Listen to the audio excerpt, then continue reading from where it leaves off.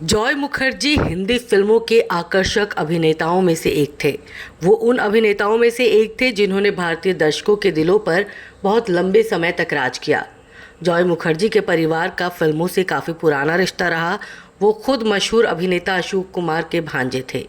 Joy Mukherjee का जन्म 24 फरवरी 1939 को झांसी में हुआ।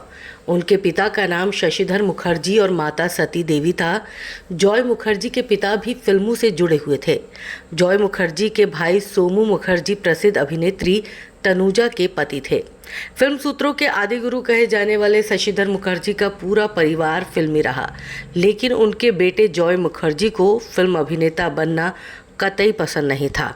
अपने पिता के आसपास मौजूद रहकर उनकी फिल्मी गतिविधियों को बालक जॉय मुखर्जी पास से देखा करते थे।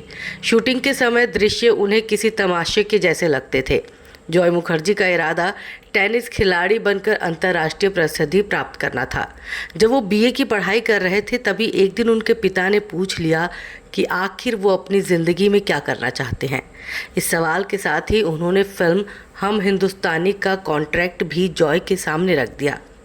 जॉय ने अनमने भाव से फिल्म ये सोचकर साइन कर ली कि चलो पॉकेट मनी के लिए अच्छी रकम मिल जाएगी।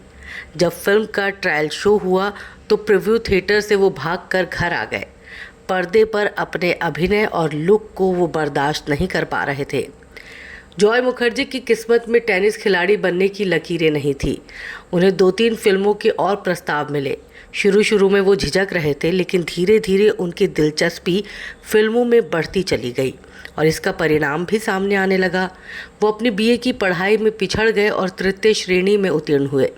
उन्हीं दिनों फिल्मकार बिमल रॉय फिल्म परख बनाने जा रहे थे। उन्होंने जॉय की कुछ फिल्में देखी और परख के लिए नायक की भूमिका उनके सामने रख दी। अपनी ज़रूरत से ज़्यादा व्यस्तता के चलते जॉय ने मना कर दिया। बिमल रॉय ने बसंत चौधरी को लेकर ये फिल्म पूरी की। जॉय मुखर्जी की दूसरी फिल्म थी लव इन शिमला। इसे नए डायरेक्टर R.K. नैयर निर्देशित कर रहे थे। एक सिंधी फिल्म में काम कर चुकी अभिनेत्री साधना नायिका के तौर पर थी। इस फिल्म की ज़्यादातर शूटिंग शिमला में हुई थी। शूटिंग के दौरान आसपास के दर्शकों की जमा भीड़ में से कुछ तानाकशी की आवाज़ें जॉय मुखर्जी के कानों में गूंजती थी। ये क्या हीरो बनेगा, ये क्या एक्टिंग करेगा, आईने में इसने अपनी सूरत देखी है क्या। ये सब सुनकर जॉय मुखर्जी चुप रहे, क्योंकि जवाब के लिए कोई सुपरहिट फिल्म उनके पास नहीं थी। Love in Shimla film superhit साबित हुई। जॉय को स्टार का दर्जा मिल गया। साधना ने बालों की नई स्टाइल इजाद की, जो लड़कियों में साधना कट नाम से लोकप्रिय हुआ। लव इन शिमला के बाद इसे संयोग ही माना जाए कि जॉय मुखर्जी को लगातार रोमांटिक फिल्में करनी पड़ी। समय बीतता गया और धर्मेंद्र, जितेंद्र, राजेश खन्ना जैसे दूसरे अभिनेताओं के उभरने से जॉय मुखर्जी की छवि धूमिल होती चली गई। अपनी गिरती लोकप्रियता के मद्देनज़र जॉय मुखर्जी चुनिंदा फिल्मों में ही नजर आने लगे। इस दौरान जॉय मुखर्जी अपनी ज़िंदगी का ट्रैक बदलना चाहते थे। उन्होंने फिल्म हमसाया का निर्देशन किया, लेकिन फिल्म फ्लॉप हो गई।